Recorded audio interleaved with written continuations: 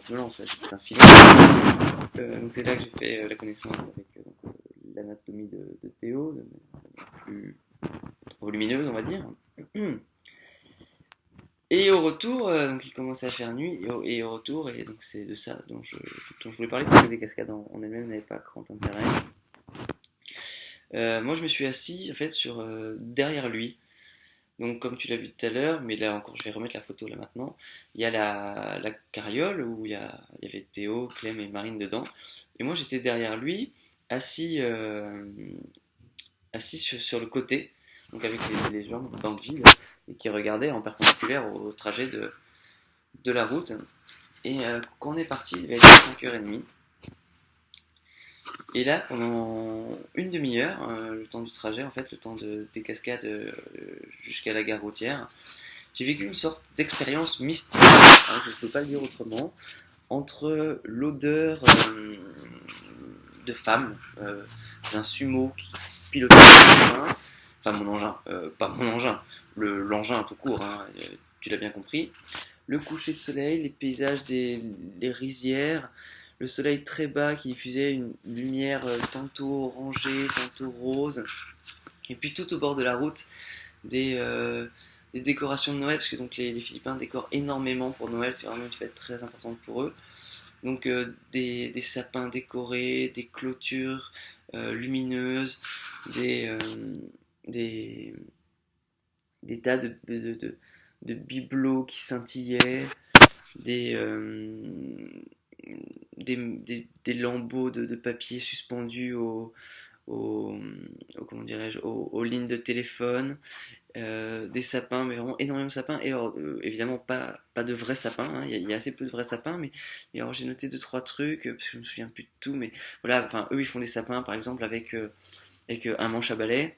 Que tu plantes dans un seau, dans un pot de terre, et puis au-dessus du manche, enfin ouais, au sommet du manche, tu tends en forme de cône un filet de pêche, et voilà un sapin.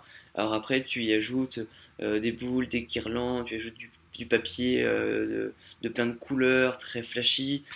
On là dans des petits sacs, des pochettes en forme de rectangle plastique, un peu comme des poches à perfusion, mais beaucoup moins larges, beaucoup plus minces. Dedans, ils mettent de l'eau et du sirop, par exemple du sirop de menthe, du sirop de grenadine, et tu as comme ça une espèce de stalactite plastique de couleur, et avec la lumière qui vient et qui tape dedans, qui rebondit, et ça fait effectivement des reflets assez incroyables, très, très jolis, très, très colorés. Qu'est-ce qu'ils font d'autre? Avec du papier craft, ils font des guirlandes. Qu'est-ce que j'ai noté d'autre? Oui, voilà, leurs boules, généralement, c'est pas des boules de Noël.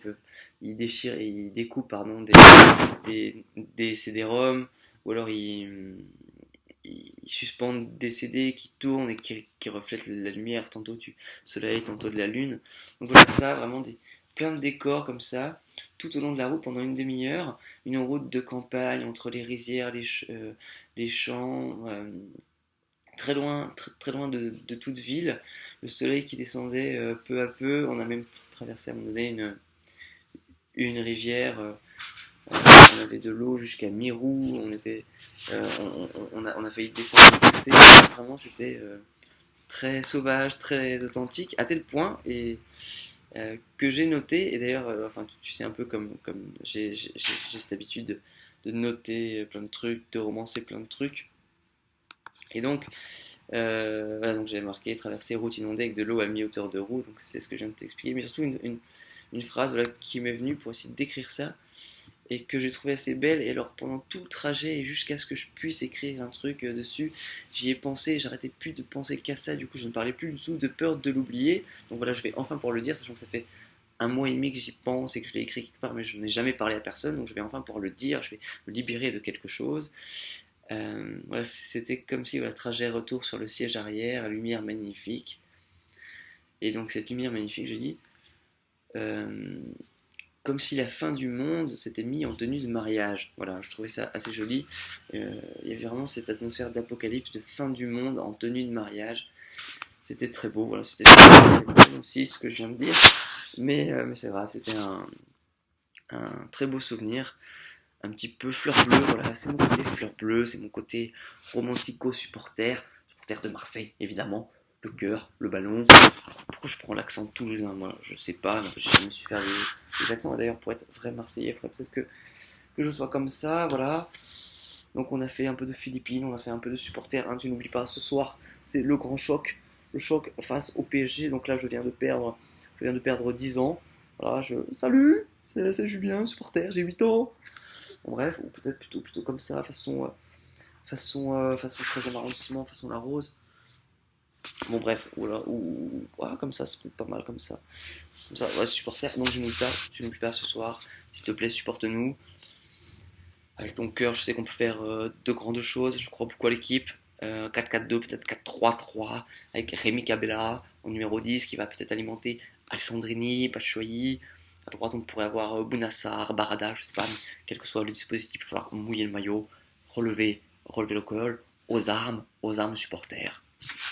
Voilà. Et puis, ah non, j'oubliais quelque chose de très important, mais alors beaucoup plus sérieux. Donc n'oublie pas quand même de me supporter. Donc je reviens. Enfin non, je ne reviens pas. Je vais, voilà, je vais repasser en discussion un peu plus sérieuse. Voilà, donc en fait, faut quand même vraiment que je fasse quelque chose à ses cheveux. Non, parce que alors du coup, un peu plus sérieux, voilà. Donc du coup, forcément, ça me crispe. Pas du tout. Oh là là, mon dieu, c'est pas possible. Oui, j'ai essayé de te joindre. Oh là, ça va tomber ça. Dimanche dernier c'était le 31. En fait, j'ai essayé de te joindre tout le mois de janvier. Notamment pour une chose. Et le dimanche dernier, c'était la dernière fois que je pouvais te joindre pour cette occasion. Parce qu'après, ça porte malheur, je sais pas trop quoi. C'est ma mère qui dit ça. Donc, c'est pas bon, je le fais quand même, comme c'est par vidéo. Peut-être que la superstition ne tient pas, mais je voulais te souhaiter une bonne année. Alors, j'ai pas pu le faire de vive voix, malheureusement. Entre nos appels manqués et puis cette paralysie faciale. Non, c'est pas comme ça, c'est une paralysie faciale. Donc, bonne année. J'espère sincèrement qu'elle se déroulera pour toi. Que bon, je me fais pas trop de soucis, mais que tu réussiras tes concours. Une heureuse année pleine de vœux exaucés et de succulentes surprises, d'éclatants succès comme tu m'en as toujours montré que tu en étais capable. Voilà, donc tu vois, moi aussi je suis en pleine réforme de l'orthographe, hein, voilà. Il n'y a pas que le gouvernement, moi aussi je réforme mon orthographe en direct. Donc voilà, 20 minutes, 19h46, 19h47, encore une bonne année. J'espère peut-être à bientôt, non, j'espère à bientôt, peut-être. Bye bye. Oui, non, parce que je me disais là, en fait, j'ai dit bonne année seulement sur le plan professionnel. Mais non, bonne année dans tous les domaines, évidemment. Sauf deux, peut-être. Un, c'est évidemment le. Donc bonne année, mais quand même derrière l'OM, s'il te plaît. Tu n'oublies pas, hein, surtout tu n'oublies pas le cœur, le maillot, le cœur. Bonne année, dans tous les domaines. Avec du succès, des éclats de rire, de la bonne nourriture, de la bonne boisson, du plaisir, du désir. Sur le parking des anges, plus rien ne les dérange. Marc Lavoine, et même avec du Marc Lavoine. Voilà. Bonne année. Happy New Year. Voilà. Happy New Year. Happy New Year. Buonanotte.